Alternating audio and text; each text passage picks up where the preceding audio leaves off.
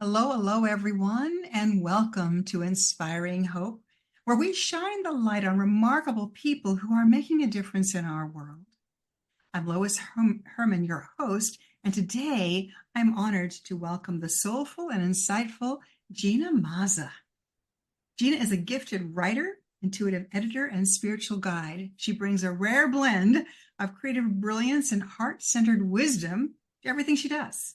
From coaching authors to publishing powerful books, her life's work is about helping others express their truth, unlock their soul's voice, and embrace the deeper meaning behind their journey through stories.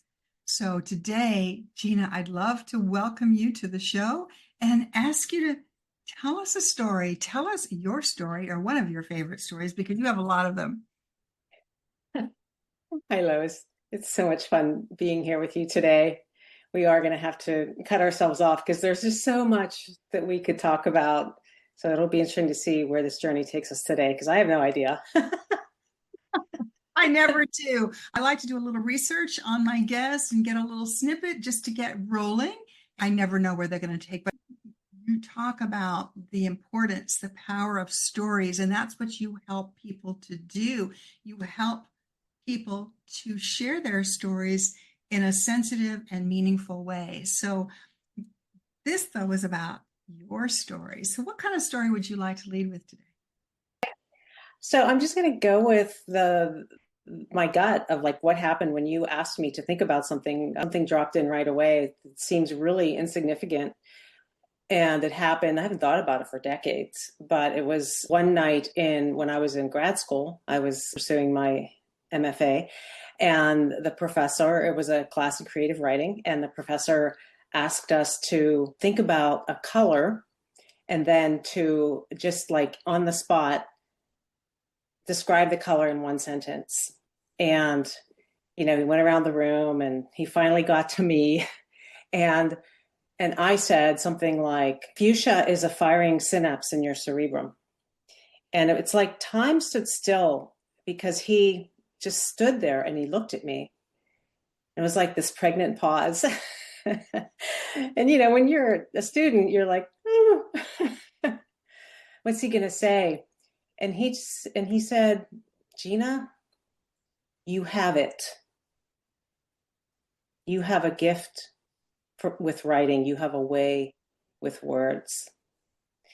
And it was just such an insignificant little thing that stayed with me for a really long time.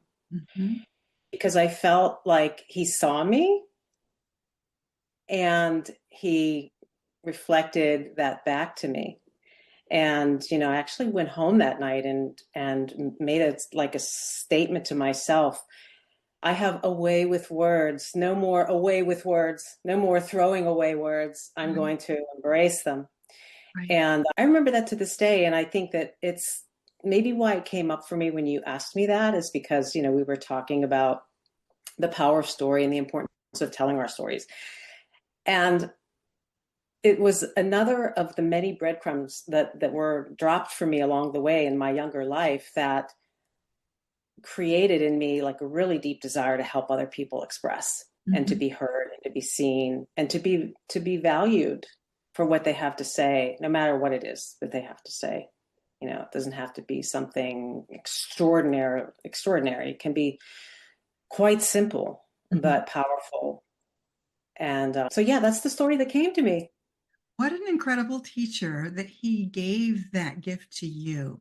There are those teachers in our life that see us and give that opportunity, plant that seed of growth, of potential. And what a wonderful gift he gave you. Yeah.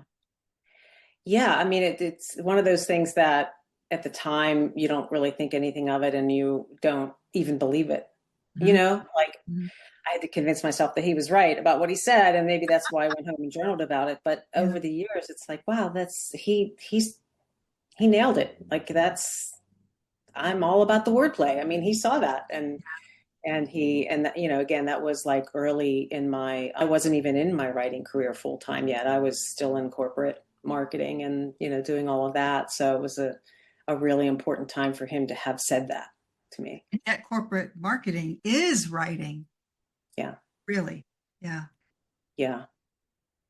Because Different part of the brain, maybe. having worked in the corporate world gave me some of those writing skills and gifts when I was first charged working for Hewlett Packard with creating a user's manual. And I was working with two creative writers. And they said, and I come from a background that's more science minded, technical. I never was much of a writer. That was not my gift or skill. And they taught me to write to a fifth grade level, right? Even though this is a highly technical manual, we would get these, what were called app notes in from doctors using these huge words that weren't defined. And you, even though it was in the genre that I was familiar with, in the medical area that I was familiar with, it was hard to read. So they taught me about when you write something, make it simple, keep it simple so that other people that have different levels of education can enjoy the flow of it. And that's the secret, I think, to good writing. They gave me that little nugget when I was writing technical manuals, and they were like, make it simple and define as you go, explain as you go. So it's very interesting when I read different people's books and articles. I'll get turned off by people who are so self-important that they want to use these, 7-syllable words without definition. It's like, no, that tells me that you're not really writing to my heart. So there's some gifts that come and learnings from valuable teachers along the way. Yeah, and I think for people who are interested in writing and improving their writing, I think there's different levels and layers that we go through. And, there is the potential of being in that layer of being enamored with your own words and your own writing, and you kind of get lost in that. And, sort of like we all have the experience of reading someone's writing, and it's like you stumble over the voraciousness of what they're writing, and you kind of, I guess nowadays people call it a word salad, but you get lost, in the words, and you lose track of what's trying to be communicated. So I do adhere to the Ernest Hemingway approach, nouns and verbs. Nouns and verbs. If you have something to say and it's really powerful, you can communicate it in a very simple linguistic structure, and you don't have to get fancy about it. Mm-hmm. That's interesting. Yeah.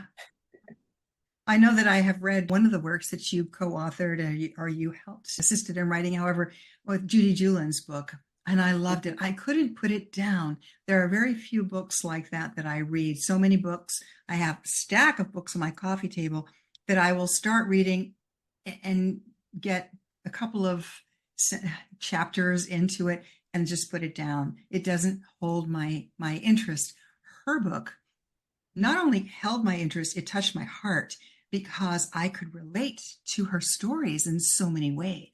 And it was also just the way it was written. So, and I've told her that, and I appreciate that you had a hand in helping her to develop that. Yeah, it was so fun. I mean, it doesn't get any better than collaborating on a writing project with Judy. I mean, come on, she's amazing. Such an amazing human being to begin with, and she does have a very unique, strong writer voice of her own. So it was just picking up on that and running with it on her behalf, and the word romp is what comes to mind whenever I think of her book. Like, it's just a romp through her life stories, and of course it's called Romancing the Future. So it's got that poetic title to it. But yeah, that's good to hear, because I feel like when we're reading something, it's really important to, even if we're trying to educate ourselves on something, and certainly her book is an education on higher consciousness and energetics and frequency and a new way of doing business in the world, a new way of being in the world. You still want to enjoy it. You still want it to read sort of like you're in a movie or you're in a novel, and you're just, romping along, reading and enjoying it, and getting the information through osmosis. and her resilience and determination and the rising, the phoenix. I have that vision of all of the things that she went through, and yet perseverance. What are we going to do? She really, the whole Yeah. book was very inspiring. And so, Yeah, and can I jump into the what I was telling you about yesterday is the most recent book that please. I worked on. One of the most recent books called The Sister Gita Effect, and the subtitle is Living in Love with the Divine. And this is inspiration from my friend and beloved colleague, Sister Dr. Jenna is her name. And she came to me with this idea that she wanted to write a book about honoring her mom. Mhm. And so this whole process sort of speaks to how this can occur with any of us and Mhm. how any of us have a story that's worthy of being told. I started to interview her, was hired as the ghostwriter. We evolved into that, and I became the co-author of the book, formally co-author, but I think of myself as the writer behind the scenes and her the one out front, right? So I started interviewing her and hearing about her story and telling about her mom. And then I realized that Sister Jenna's story is incredible. So it became sort of like a dual memoir. And it's definitely, you were mentioning Judy's story and her resiliency. This story is also on both of their parts, Sister Jenna and her mom, Sister Gita, truly stories of overcoming adversity, like overcoming deep trauma and loss, Mhm. and not only living to talk about it, but not only just living to talk about it and thriving, but helping others thrive. They both went on to inspire, tens of thousands of people in their spiritual lives as part of the Brahma Kumaris organization. And it's just so cool. It just all goes back to, my life mantra is, it's not what happens to us, it's who we are going through it, and what we do as a result of it, and who we become as a result of it. I think we could all have that as a life mantra, right? Sure. Yeah. And they're both of their stories are just an incredible example of that, like how they utilized their suffering in a sense and went on to do really great things in terms of helping humanity and bringing people to God. I mean, like that's basically the mission there. So that was also super fun to work on. And that book has just now been released. It just was released Mother's Day weekend, and the Kindle version just came out yesterday, which makes it available in India and some of the other places around, other countries where the print version is not available. So, yeah. Wonderful. Yeah. And then you've also written a book called Everything Matters, Nothing Matters. Tell us Yeah. about that book. That was the book that I didn't expect to write. I have a couple of those. Yeah. I was actually around that time had the idea for another book manuscript that I was working on. And what occurred was, and I've told the story a number of times, so hopefully I'm not boring any of your listeners if I tell it again, but I was immersed in opening up to my spiritual life at that time. And I was reading voraciously. I was doing, very solid meditation practice. I was going to different courses and just absorbing like a sponge everything I could about consciousness and spirituality. It was also the period of time where I did make that leap into a full-time writer.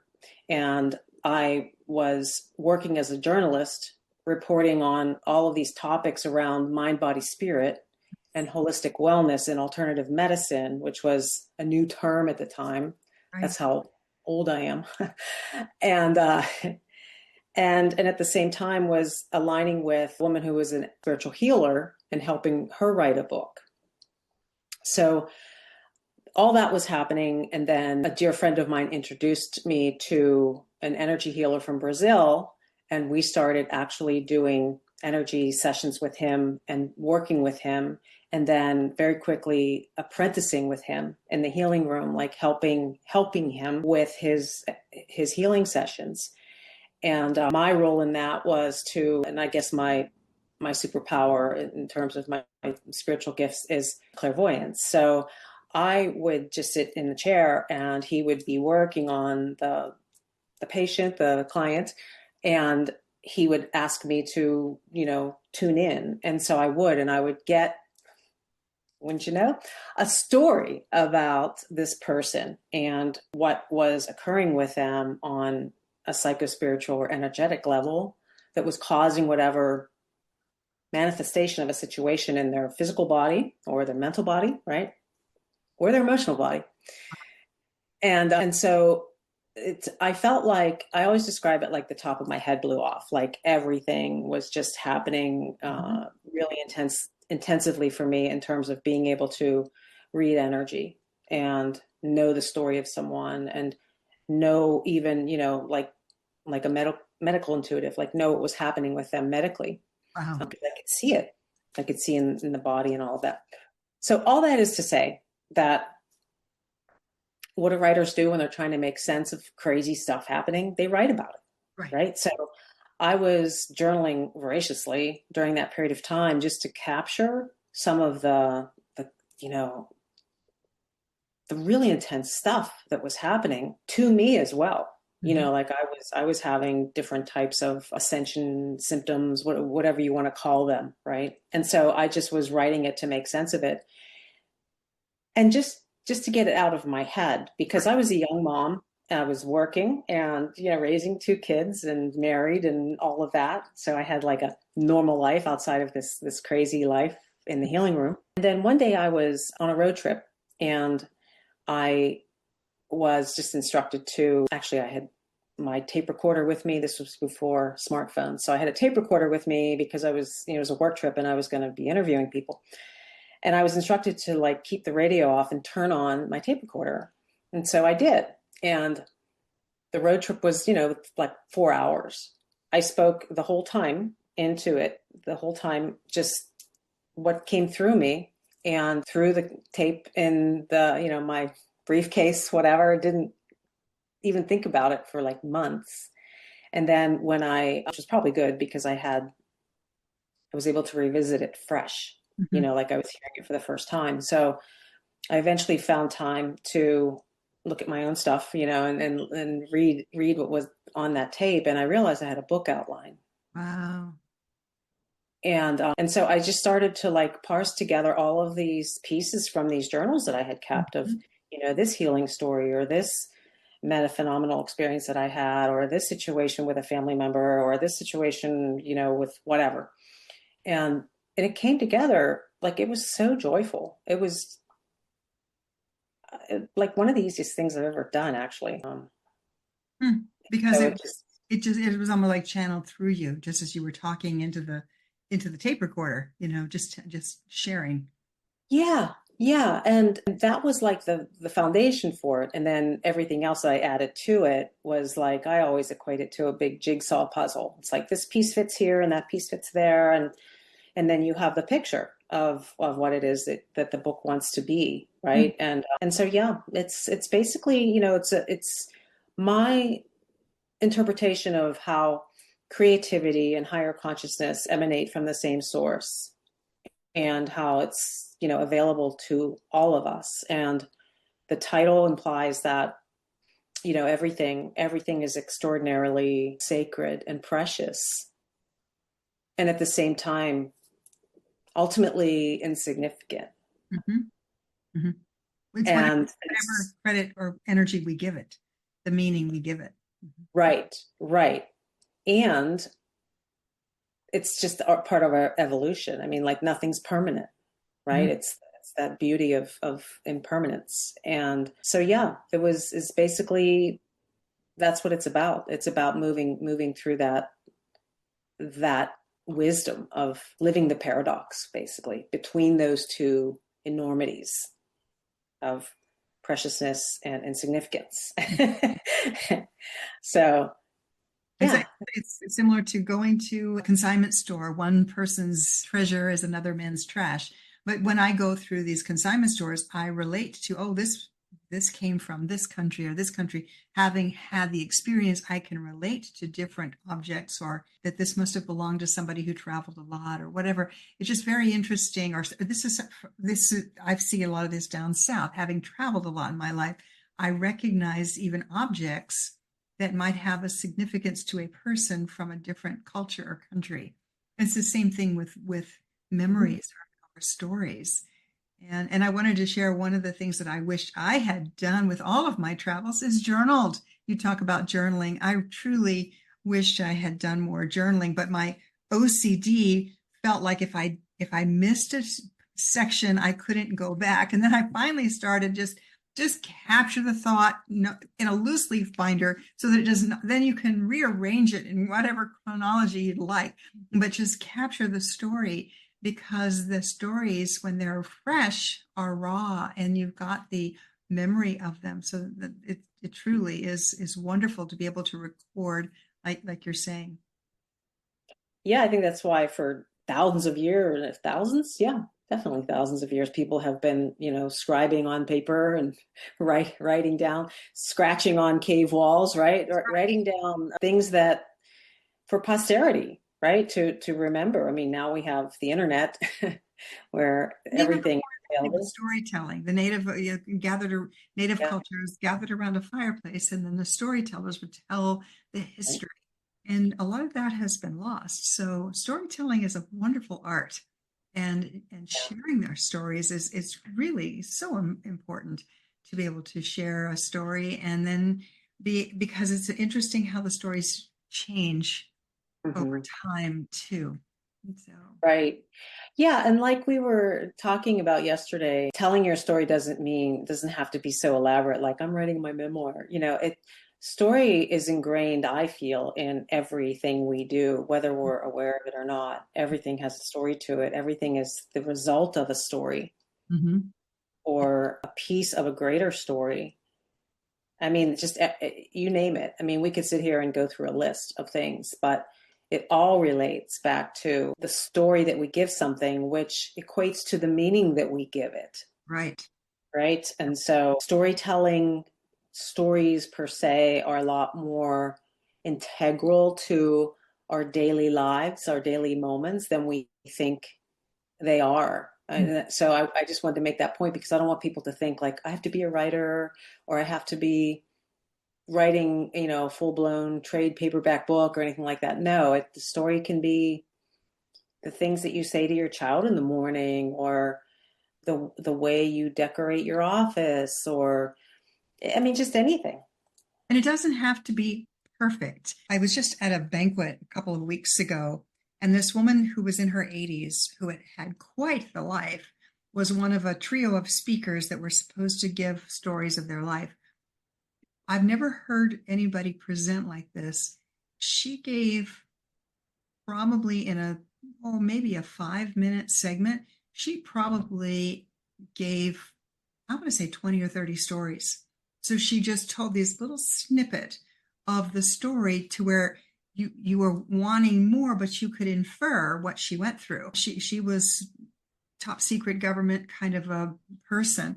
So, but she talked about being captured by certain factions and how she escaped. But it was so interesting in her delivery were these little snippets with, she didn't embellish, she didn't have all this other color, but you understood the emphasis of what she was saying and the importance, the significance that she had taken the time to pin that down. Just like your little story that you shared about this college professor. That was a very short little story, and yet it colored your life. It colored your ultimate destination. Yeah, I think good storytelling comes down to having something consequential to say. I mean, there's a message in there that is of some significance to a universal audience. Mm-hmm. It's part of our humanity. I mean, we share so many attributes as human beings that makes what we're living through relatable to the next person and the next person.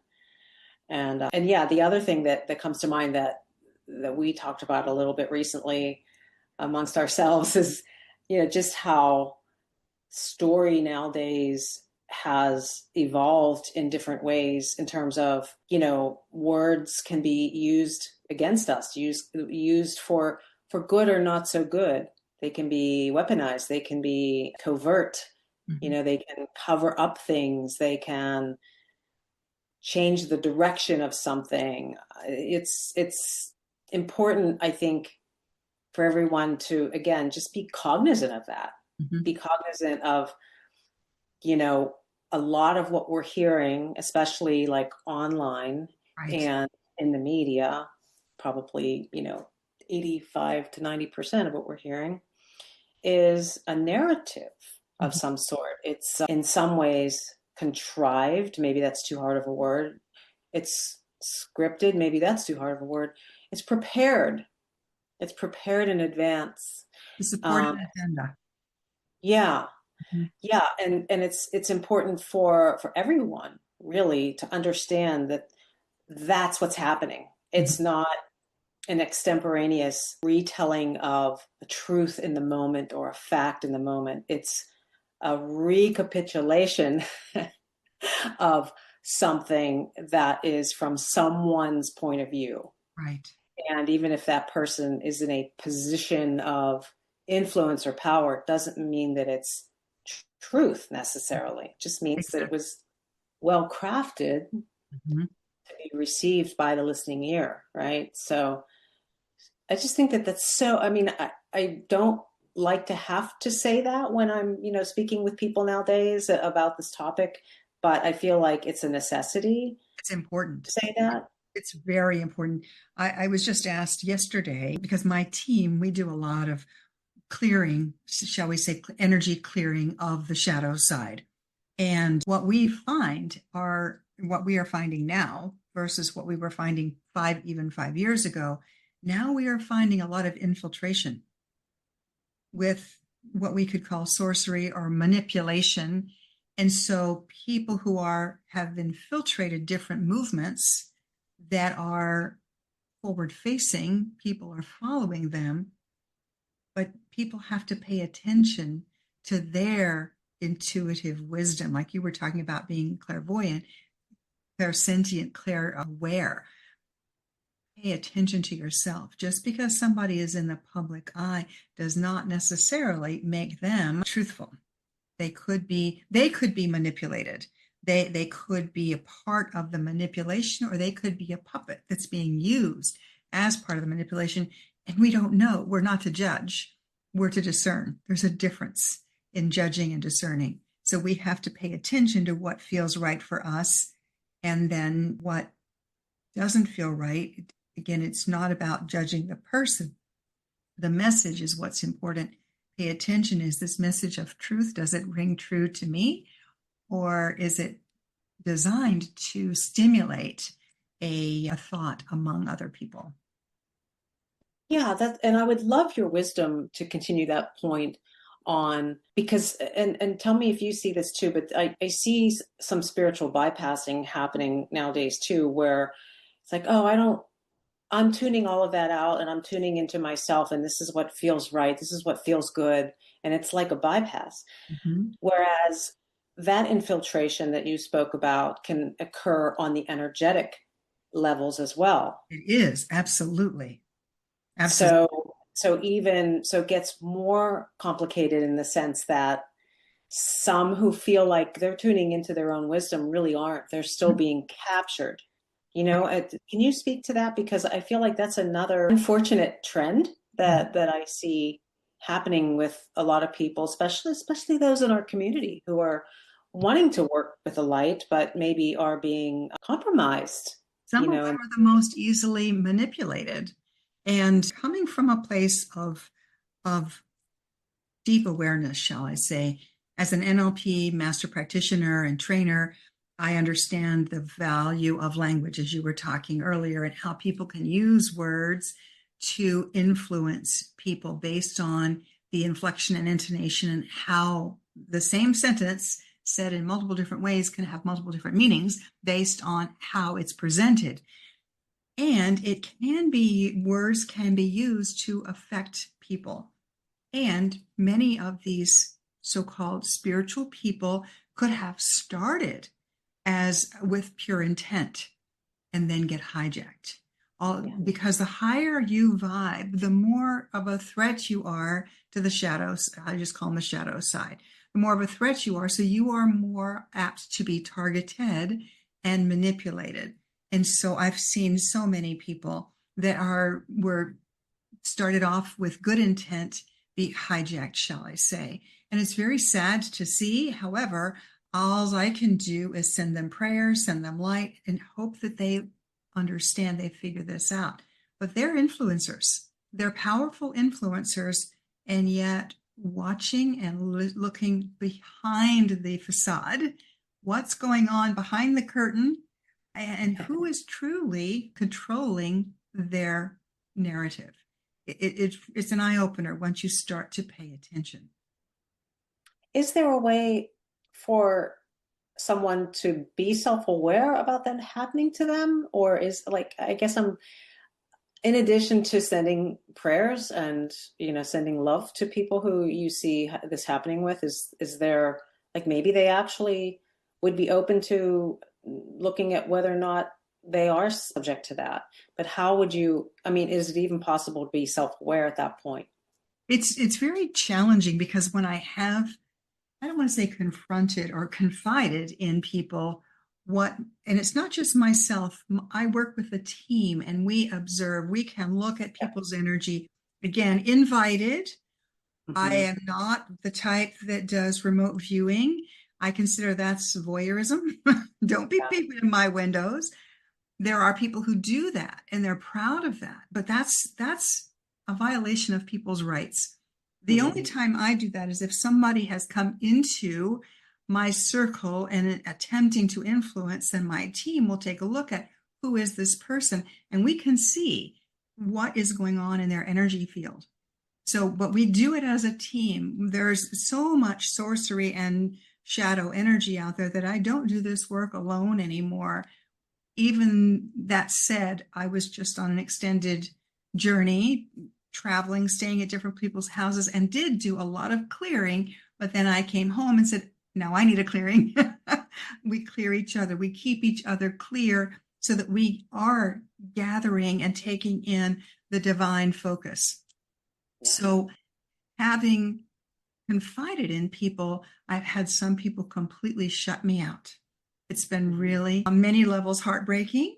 On other levels, it's telling. This person is not ready yet for true spirituality. They're too into greed, notoriety, fame, fortune, and it's that temptation. They're involved in the temptation, so they step away from the true spiritual thoughts and the true spiritual message. So superficially, they're sharing a message, but actions speak louder than words, is it what it comes down to.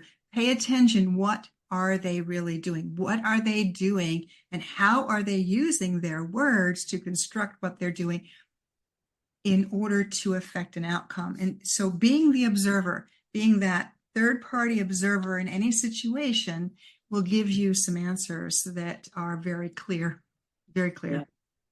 That's great advice. Yeah, for sure.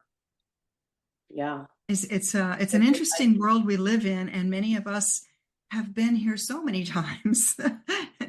So when we start to pay attention to the knowing that we have from those so many times that we've been around and really validate our own intuition, then and trust ourselves, then we don't have to have validation from other people.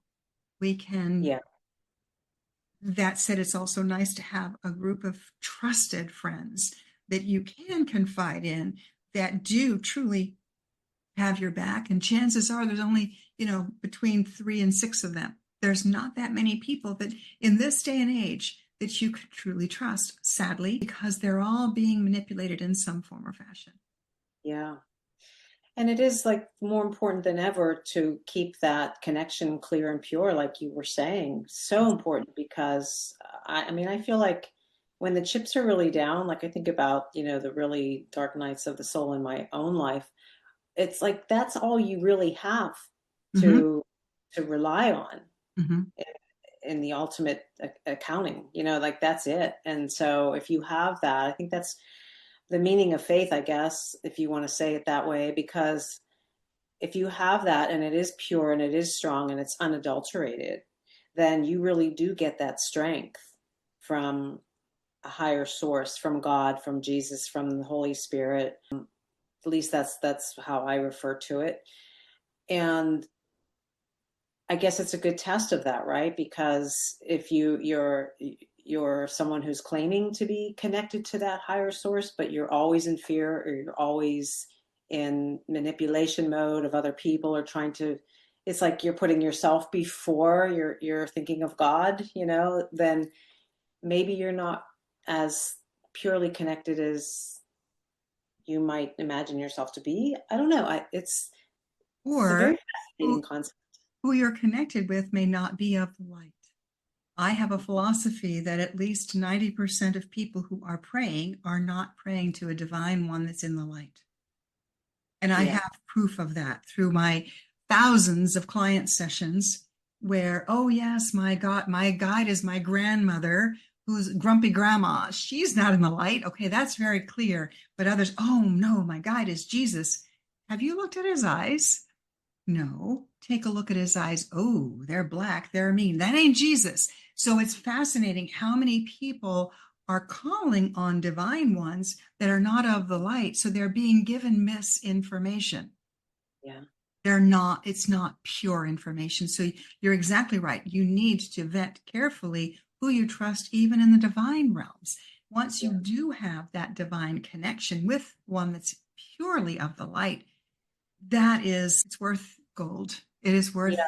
more than gold, because that is the one test of faith. That is the one energy that you can trust, is when you have that divine connection, but you must vet carefully. And that's been told to me through the books that I have written, have inadvertently written, deliberately written. And you were talking, when you have these conversations, it brings up memories.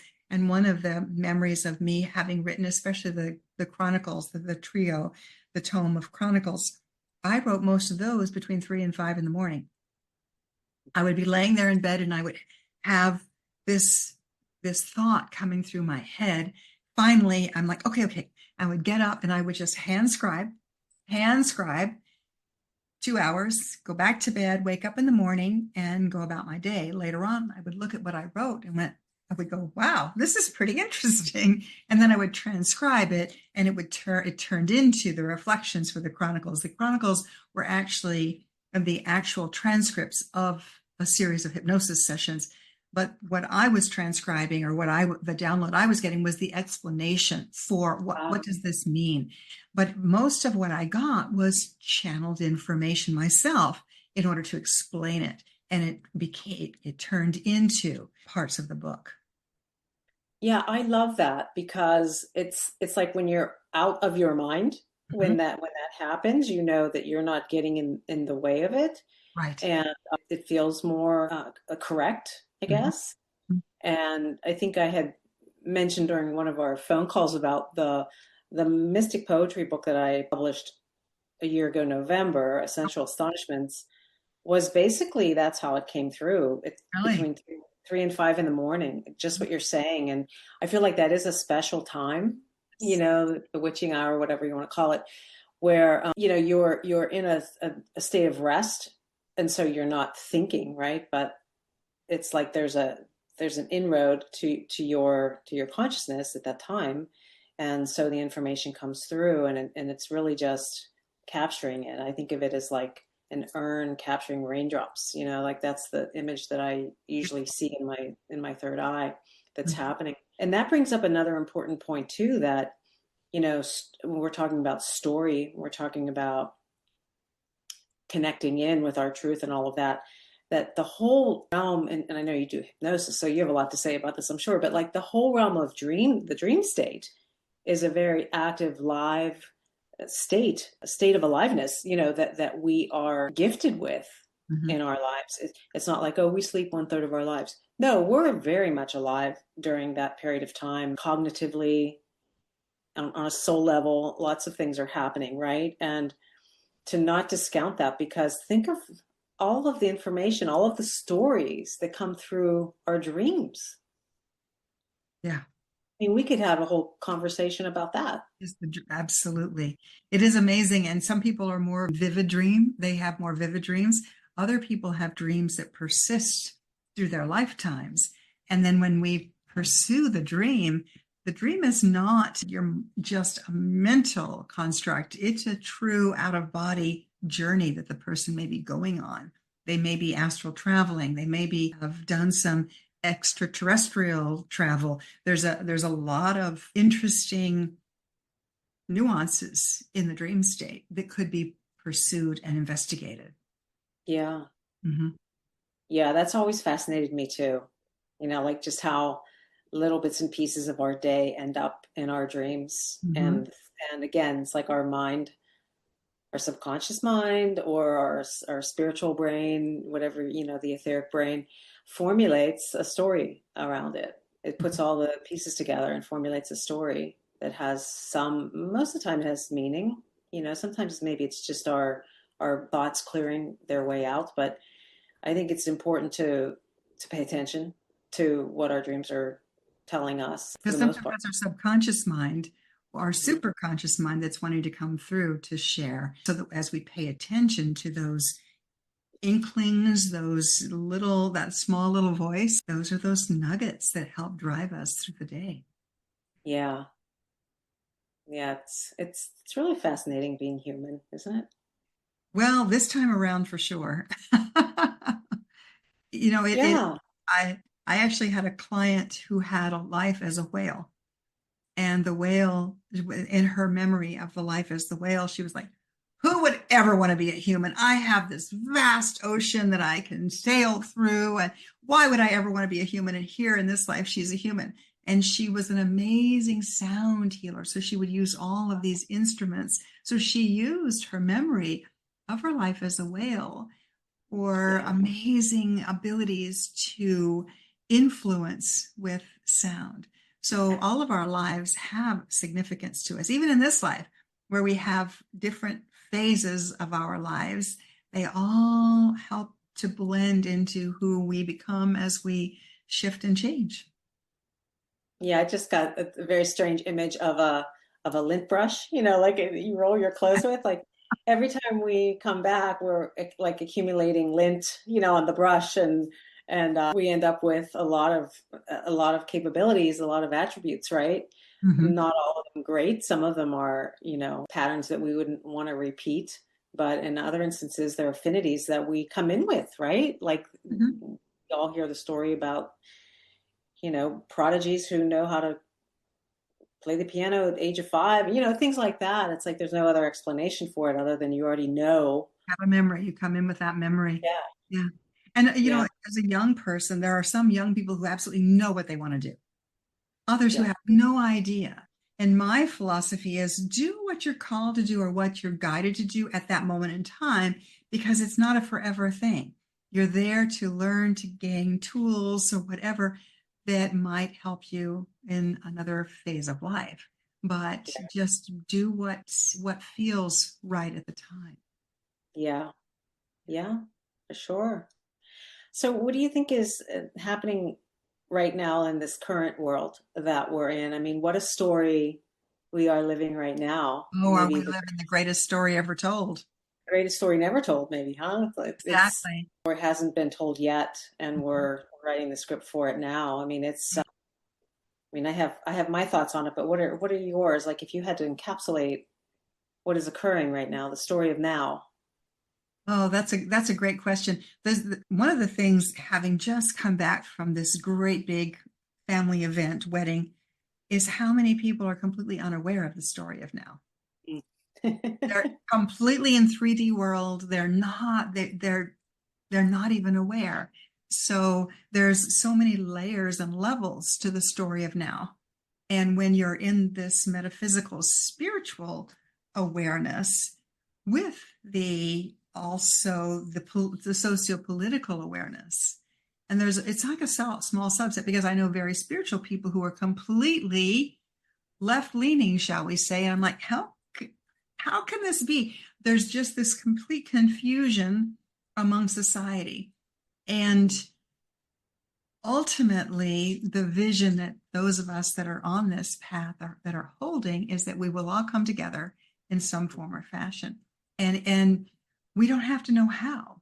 We don't have to know how to get there. We just have to hold the energy, hold the vision, hold the love, hold the light, and trust that it will unfold perfectly. I do know, having tapped in with some of our higher ups in our political arena, tapped into their energy years ago. No, I know. So there's one of the things that was said to me with the Chronicles is there's a difference between wanting, believing, and knowing.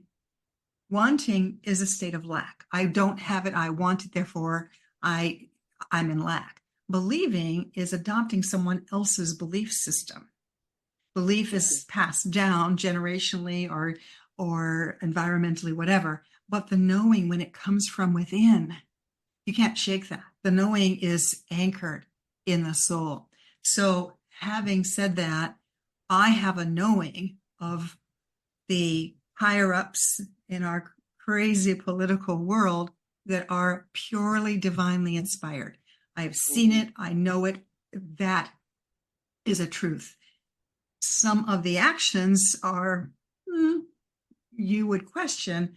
However, having done weekly journeys for years, helping to shift the energy of this planet, we're winning. We are getting there. How we're going to get there, I don't know, but we are clearing the depths of darkness that have pervaded this planet for eons, not just centuries, for eons. And there has been a battle of good and evil that has gone on for a long, long time. And one story that I will share based on a client session, we encountered what was called the last unicorn. And the unicorn said, the planet used to be one of magic and miracles and color and flowers and lush, and all of the small people, the little people, the magic people, the beings were all everywhere. And a darkness came over the land. I have a vision of Avatar, right? The darkness came over the land and they all went into hiding. If they were not destroyed, they went into hiding. And the unicorn said, you must bring the magic back. You must bring the magic and the miracles back. And so that's kind of what our team does, is we bring the hope, the light, the joy back into life. And we have to hold on to that, because the darkness does not like joy, light, or love. And they try to squelch it. But through those of us who are determined to hold on to this, we have to do self-preservation. We have to use discernment. We have to use protection. And we are, as a result, enjoying being a part of being human at this point in time. It is a true gift. It's a joy. Did that answer your question? It does. That's amazing. Thank you for that. It's a great recap and a great summation of what's really happening. And isn't it interesting too how, and I'm sure that many of us, yourself included, have gone through these phases of like, oh gosh, things are really like, going to hell in a handbasket, and oh my gosh, how are we ever going to circumvent some of these things that are happening? And then I don't know, I would say like about a year ago, I don't know when exactly, because time is so elusive, but something overlaid that in my being, and it became very like beyond optimistic. It became like a knowing. Knowing. It became a knowing of like, no, okay, no, we've survived whatever fork in the road we were at. Maybe we can't define what caused that. I think it was a million things that got us to that fork in the road where we could have met our demise. That could have been the story of the planet Earth, whatever. But that we've stepped over that threshold. And I think we're in for, I was recently reading, because of this project I was working on, the ending of the Kali Yuga cycle, and then all of that, like the different planetary cycles. And so maybe that's part of it or a piece of it. But something has definitely shifted in the sense that I just innately feel more like I'm not worried. Mm-mm. It's like, oh, and I actually kind of am perplexed when I watch other people just go into fear mode or go into freak out mode or meltdown mode over things that are not even ultimately important. Right. They're not even going to be remembered like Right. 5 years from now or 10 years from now, whatever. Yeah. So I just think it's really exciting. It's a really exciting time because that which has been withheld or obscured is coming to, I mean, literally things are coming to light, Mhm. literally coming And to the light. people who are, we want to see it now. We want to see it now. This has been going on for Oh thousands yeah. of years. If Right. you look back at Jesus's time, one of my passions is getting involved with the American Revolution, Yeah. not really reenactment, but being involved in celebrating 250th celebration. And being involved in that, I hear the little hidden stories that are not in our history books that people have passed down. So it's fascinating to hear what really happened from different perspectives. And I think that what got me started on that path was hearing the stories of the spirits. When we rescue a spirit, it used to be called spirit release. I call it spirit rescue. When we rescue lost souls, I say, tell me your story. What happened to you? And I've heard so many stories that cause me to realize that there's a lot of hidden pain that people have been through for so long. And so helping them has caused me to be curious about what other stories are out there and realizing that this pain, this agony, this confusion and conflict has gone on for the longest time. So I was just Yeah. recently equating in the Revolutionary days, you knew who was a redcoat, who was a Revolutionary War, a British soldier because they wore a red coat. In Jesus's day, you knew who was a Roman soldier that roamed the streets because they wore a Roman soldier's uniform. Yeah. In this day and age, you don't know. Right. They're hidden. The infiltrators are not there. There's a deception and there's a deviousness. So the only way to tell is to go within and use your senses.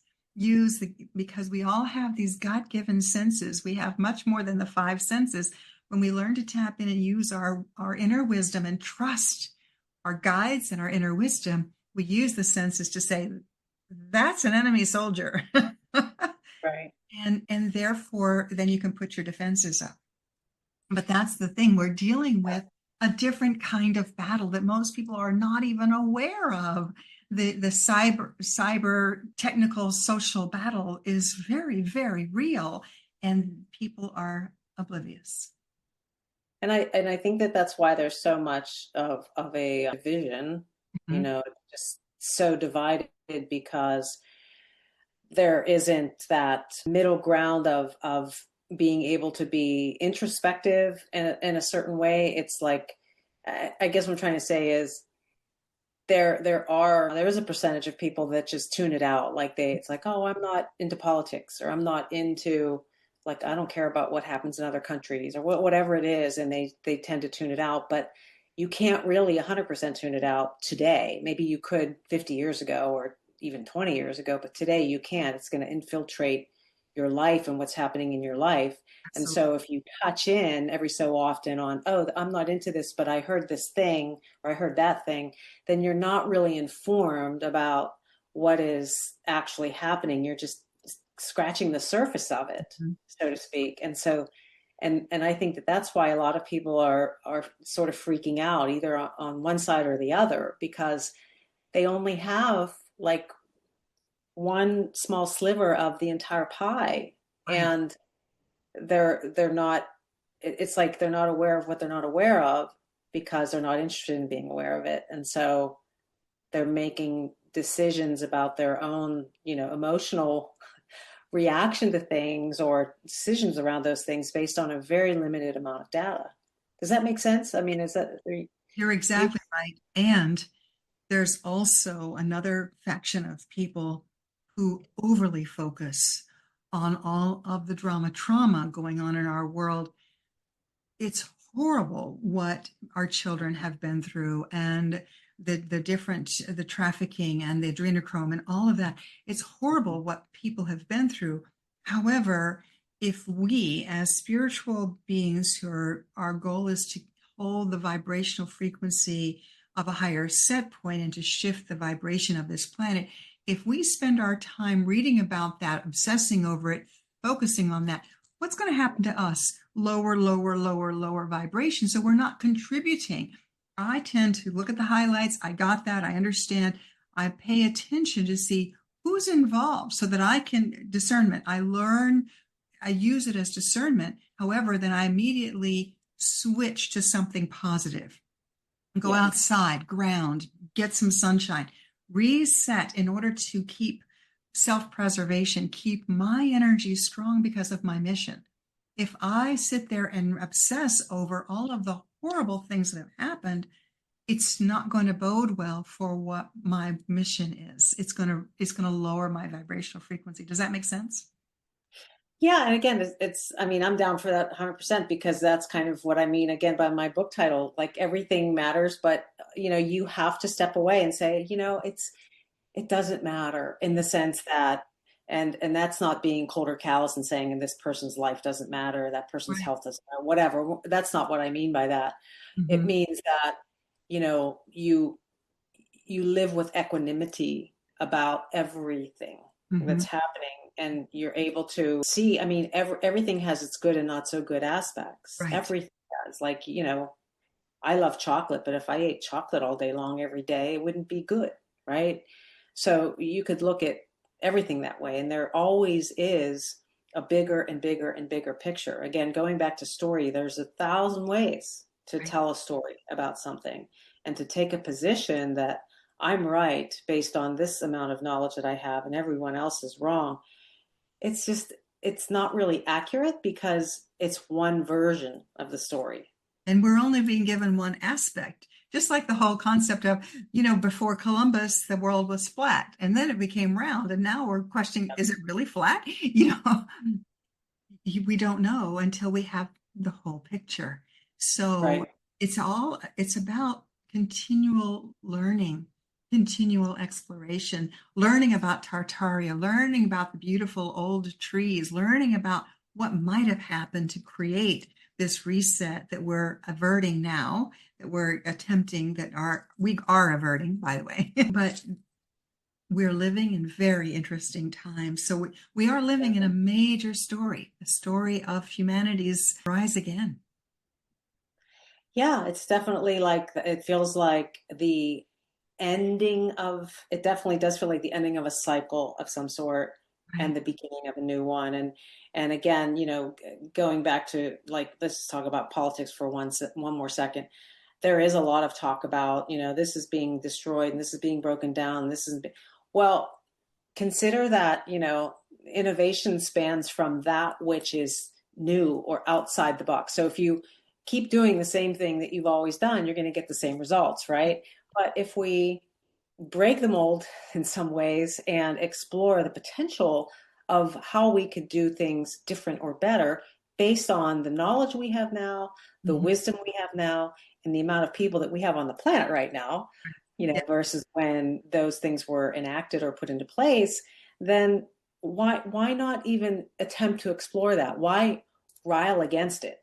At Mm. least have a conversation about it. Right. At least have an openness to it instead of just trying to, like, stay with the status quo, or that's a lot of what I feel is happening now too. So, you know destruction, all those words are heavily weighted words, but I think I always think of the element of fire, like, yeah, fire destroys, like when there's a forest fire, it destroys the plant life, but look what grows in its place as a result of that which would never occur if the ash from the fire hadn't, it's just Right. the cycle of life, the cycle of things. So I'm not, certainly not advocating for destroying anything. I'm just saying that, well, like if things are going down, like maybe they're not meant to be anymore. There's a Maybe reason. Maybe there's a reason. Yeah. there's a reason. Maybe there is something better in Some of its it is place. being exposed to some of what's going on is a means to expose. It's a means to shock people into waking up. I was just talking with a friend at this wedding whose child, a young child, father of two daughters, had been very, very, very staunch liberal, and all of a sudden has completely changed perspective because it started to affect his family. And that's what it's going to take, is it's going to take things getting so bad that it touches the people, that they're going to wake up from sleeping beauty slumber. How Yeah. the wicked witch had put the slum put everybody to sleep for 100 years, right?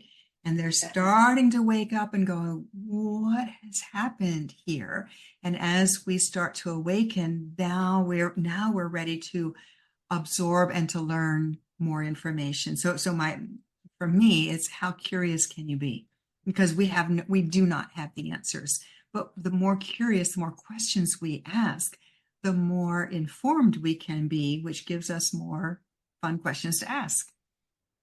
Yeah, that's why, when people say, like, I think that's what science is about. It's about asking the questions and knowing that there's always more to know and that life is evolving and that things change. And so we adapt and Mhm. we apply, you know.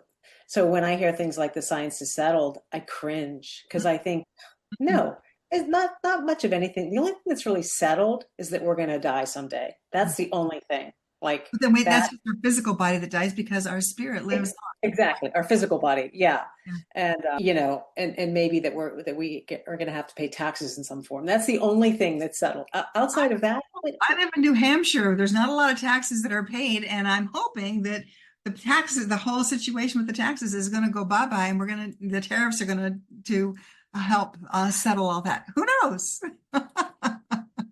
that's another thing that that is, oh my God, can't do that, can't do that. It's like, well, wait a minute. If you look back in history far enough, and you Right? look far enough into the future Right. about, again, the potential of the economy of the country being a different way than it was, because again, we have a different set of of requirements for what we need based on the amount of citizens we have here and the amount of industry and things that are growing the economy and all of that, then why not look at different ways to. Definition of insanity, as you said, is doing the same thing over and over again. So it's time Yeah. to shake things up and to really look at what humanity has been through. Because back before the Titanic went down, there were no taxes and people were thriving. It was amazing. And then all those beautiful homes, once they started having to pay taxes, the homes were destroyed down in Rhode Island, all of the beautiful summer vacation homes that put all of the people to work. I mean, there were so many positives about the lifestyle of the wealthy back then that hired the people of the town and loved what they did. So it's amazing how things have changed and shifted. And let's see what happens. Let's see what happens. Yeah, and again, getting back to our theme of like writing a different story, a different version of the story. It doesn't have to be a completely new story, but it's the next chapter or the Exactly. Yeah. next installment of in Mhm. the series. You know what I mean? We don't want to repeat ourselves and bore ourselves and bore God, as Gene Houston always says. We want to do something that's more up to our capacities now, something even more wildly inventive than we've done in the past. So how do people find you? I'll put all the information there, but when you're helping someone to write their story, because that's what you do, is you are a co-author, ghostwriter, you inspire people to tell their stories. How do you do that? How do you help people write their stories? It's everything from the very beginning conception of a concept and an idea that they have, Mm-hmm. and helping them through, again, what I call the psycho-spiritual piece of writing. And I often joke, but it's not a joke, it's actually reality, that I'm like one third editorial, one third spiritual counselor, and one third psychotherapist, because I feel like when people are writing something that's really intimate and precious to them, that they go through all of the machinations of the different, emotional, spiritual, mental bodies. Like they process through that. Sure. Indeed, writing is that is part of what writing is. Mm-hmm. Even if you're writing a dissertation or whatever, your heart's still in it. You're some part of your being that is you're creating something. So it's part of your being is in it. So it's everything from that on through to, helping them dissect and delineate, like, what is it that I'm wanting to say? Like, what is the main premise of this, or the core central message of it? Why do I want to say it? Mm-hmm. Like, why would I spend time writing a book? Because it is something that's, not for the faint-hearted necessarily. Like if you're not, polished in the craft of writing, it can be a little bit daunting. And so you have to be really clear on your passion point around why you're spending the time doing it. And then, all of the editorial stuff, the grammar, the punctuation, all of the Mm-hmm. accoutrements of good writing, the craft of writing, helping them with that. In some cases, I step in and I do it for them. In other cases, they do it and I refine it. And I always equate it to like polishing silver, where you want something really special and precious, but you want to present it in the best light. And so I step in and I make sure that they're putting their best artistic foot forward with whatever it is that they're wanting to do. And again, it's not just books. I've written people's TED Talks. I've written people's course materials. I've helped them decide what kind of content pillars for their blog or their Substack, or certainly done a ton of branding, content writing, tagline writing, helping people name their businesses. I mean, anything having to do with words, basically. And you call yourself a word provocateur. I Word like. provocateur. Yeah, even like screenwriting, script writing. Yeah, anything having to do with words. And again, it's all about, having something important to say and being really clear on what it is you want to say. And then the last piece of it is helping them determine, and I don't wait until the last, I have them think of these things up front, but determining the trajectory for what it is they're writing and how it's going to present in the world. So, if it's a book, for example, is it something that they want to self-publish and retain the rights to, or is it something that is ready? And if it's not, I help them get ready for prime time so that they can shop it to an agent or an editor at a publishing house. And I do my share of that too. I serve as an agent in many occasions with my clients. I find them publishing contracts. I help them review their contracts, but I'm not an agent per se because I don't do it full time, and that's a full-time job. I also work with other literary agents. So it's the full spectrum. It's the opposite of cookie cutter. Mm-hmm. It's, looking at the kind of the inner writing world of the individual and helping them bring that, extract that to the outside and be it really true to, to who they are. Like, even if I'm writing for them, I'm writing in their voice. You know what I mean? Like, it's got to be true to them. I do know what you mean. And, it's bringing to mind a couple of stories of my life and the value of an editor. When I first took a job with Hewlett Packard, I was contracted to help develop ultrasound systems, okay, technical. And this is where I was supposed to write, or one of my first projects was to write how to do a carotid ultrasound. Technical. I wrote it. I'm the expert. Handed it to two writers.